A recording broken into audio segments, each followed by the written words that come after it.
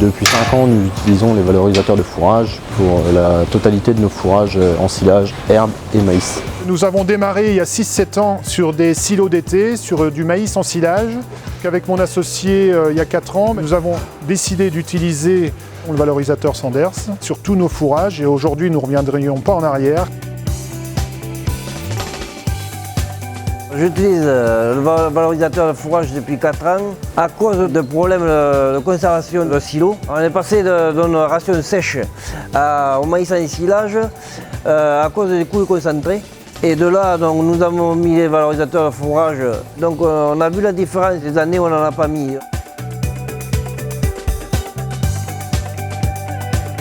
Le week-end, la ration est préparée le samedi en fin d'après-midi, distribuée le dimanche matin, donc ce qui fait que la ration est préparée pour 36 heures. Donc avec les valorisateurs de fourrage, oui, l'ensilage ne bouge pas, il ne s'échauffe pas à l'eau. Nous avons des fourrages très appétants, bien conservés, avec très peu de pertes. Les chèvres, elles aiment les rations qui sont très appétantes, avec un fourrage qui a une bonne odeur. Ici, nous avons à Lot-et-Garonne, nous obtenons une température au-delà de 40 degrés l'après-midi.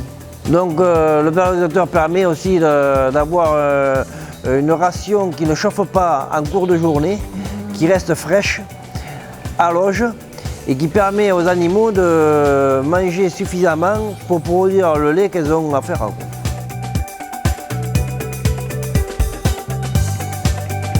Nous sommes rentrés dans un cahier des charges là où c'est Grigmo. Nous avons des critères qualité du lait à respecter, notamment tout ce qui est bactéries, salmonelle, Escherichia coli. Et nous avons voulu améliorer la qualité de nos fourrages et puis aussi parce que les conditions de récolte des ensilages de maïs sont de plus en plus difficiles. Nos ensilages de maïs sont beaucoup plus pauvres en sucre et donc nous essayons de maximiser les produits au silo.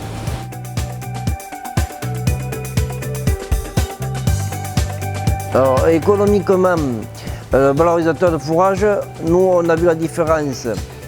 Déjà, maïs en ensilage très appétant et on fait plus de lait en mettant un valorisateur de fourrage que sans valorisateur de fourrage.